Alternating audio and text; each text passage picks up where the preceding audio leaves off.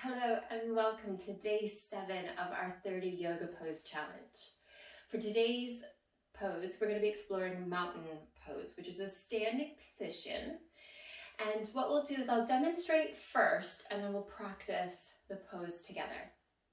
So for mountain pose, what I'm going to invite us to do is we'll take the soles of the feet in contact with the earth. And initially I'd like to just massage the feet, just to get a little bit of grounding. And then for mountain, what I like to do is begin to bring the big toes together, maybe the mounds of the toes. There might be a bit of space between the heels.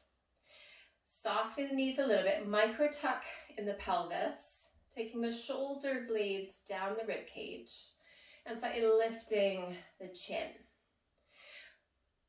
For this, you choose a gaze that's in the horizon. Arms can stay slightly by our side. If you'd like to take mountain a little bit further, you can begin to open up the palms, stretching the fingers away from the body. And just see how that might feel.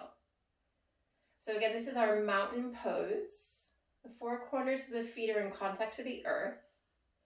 A little slight micro tuck of the tailbone, shoulders back, chin slightly parallel with the earth. So give it a go. See if you can start with that massaging of the feet, shifting the weight.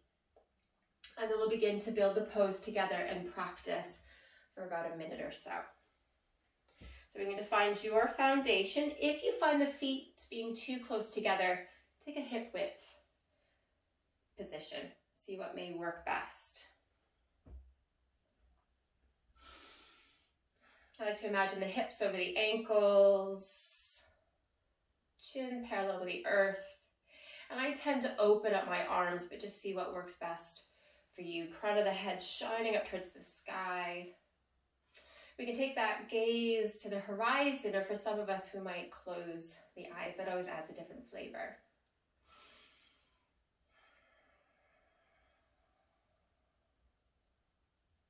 Making sure the toes aren't scrunching into the earth.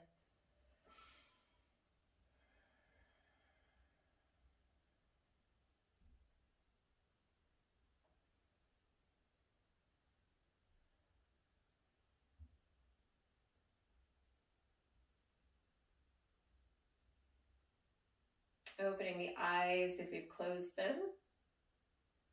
And releasing the hands, softening the knees. That is our mountain pose.